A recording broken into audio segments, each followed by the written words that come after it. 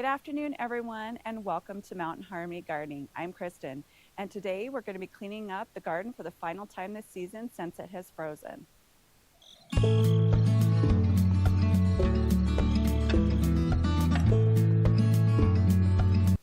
Today is officially really the last day that we're going to be gardening. It's more of just cleaning up the garden after everything has frozen. So like the dahlia here, you can see has turned completely black, and that's what we need it to do so that we can take the roots out of the ground. You can see that the tomatoes have frozen, and they're actually really cold. It's only 32 degrees out here. The tomatillo's done, and you'll see that across the garden that some of the other plants have also died back for the season.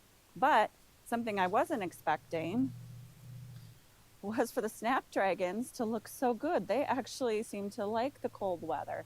So we're going to go ahead and leave all the flowers that are making it right now. Like even the petunia over here doesn't look completely bad, so I'm going to go ahead and leave it. And then also our Swiss chard on the other side of the garden, we've got the yellow, and then down further we have the red we will be leaving too. And then all the parsley, since it's perennialized, will stay as well. And then the other thing in the raised garden bed back here that will be staying, because they like the cold weather and are fine, are all the beets and the radishes that were left over after we harvested last time. But the nasturtiums, they don't like the cold weather at all. We'll be taking those out. So the next thing that I'm going to be working on is I'm going to be taking out the dahlias. Another thing we're leaving is the bok choy. Look at that. It loves it. So I'm only going to grow it in the very, very early spring next year and late fall, because it does not like the summer heat, does not do well, doesn't get started well.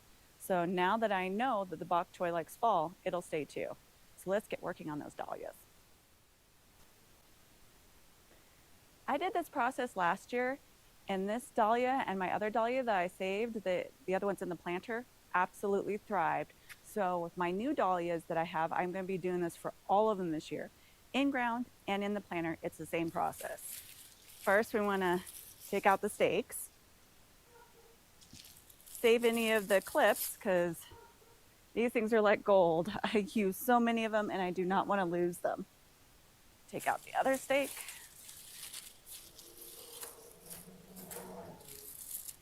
Sorry if you guys can hear loud cars in the background. Some people drive way too fast through here. Now, the reason I leave the dahlias in place like this is so I know exactly where every single plant is, because if I cut these all down, especially in the planter, I wouldn't know what is what in there. So I've left that in place. Now you can go ahead and clip them off at ground level. So we want to kind of clear away. And like you can even see right here, one of the roots is coming out a little bit since I took out its support. So you just want to cut the tops off, just like that. Set that aside. And then you want to gently, because these roots can be pretty big, you would just want to gently dig around it. And you want to make sure that you get the whole entire root. There we go. That one came out pretty easy. And then just go ahead and dust it off. You don't want to wash these off, because if you wash these off, you're going to introduce too much moisture in here and it's going to rot them. So just take like a paintbrush, like I always have, just one of these little cheap paintbrushes in my tool shed for processes just like this. And then you want to put it in either a cardboard box or like this, I have a paper bag. And then move the leaves away from the other one. You can see that this is a much larger root system when you dig down a little bit. Oh yeah, much larger. Oh, look at that. Wow. Did you think that it was that big underground from what you saw up above? This one was my best plant. The other one didn't get as large. Look at that. Look how big that root is. That's wonderful. So you just want to dust everything off.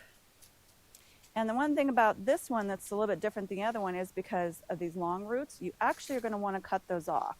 So once you're done cleaning up all the soil, because you want to get all that soil out of there, like that, really good. A little bit left over is okay, but it's kind of like when we did the sweet potatoes last week. You just want to make sure that you get as much soil off as possible.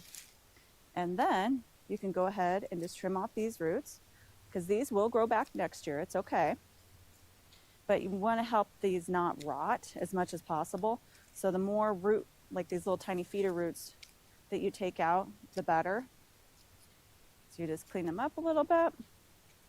See, still got a couple more over here. And one more. Make sure it's all nice and clean.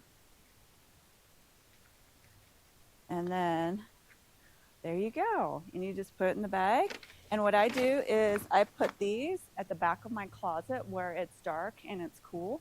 And that's how you save your dahlias for winter. Did it last year, worked great. So definitely try this with your dahlias. That way you can save them and not have to buy new ones every single year.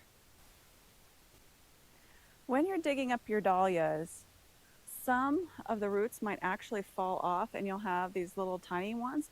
That's okay. You can save these and you can make new dahlias out of them. And if you ever want to divide your dahlias, all you have to do is break these off. The next area of the garden that we're going to be cleaning up is the tomatillo and the tomatoes.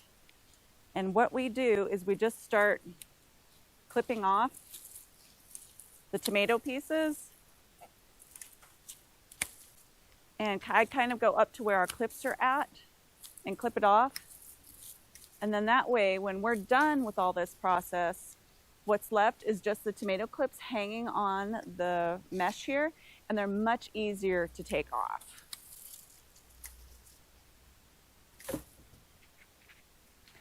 And I also always leave the tomatoes in the ground. I do not dig them up, because as I stated before, you want to leave all that in there for the good bugs and the worms to eat.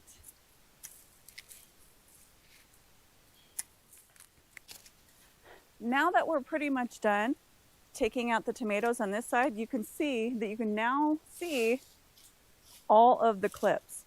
And this makes it so much easier to take the clips off and save them once we've done the process of removing the plants.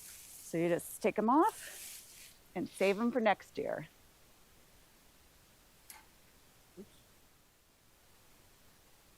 It's finally time to dig up a horseradish and see what happened, because the leaves look pretty sad and it's frozen. So I'm going to see if this was worth it to grow it in a pot like this. I have never done this before. All right, try to move the leaves out of the way. Ooh, okay, well, there's definitely roots. Ooh.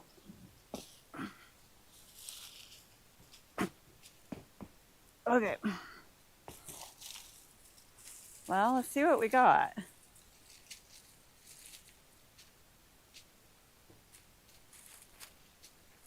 Well, it seems like it's mostly feeder roots. I'm not feeling like a really big root inside of here. Okay. Yeah, it didn't go down as deep as I thought it would. This is a really large pot in here. So I think next year, because that's that big old plant, that's all we got. And there's nothing else in here but like feeder roots, which don't really, oh, that one's stuck to something. That might be a nasturtium too.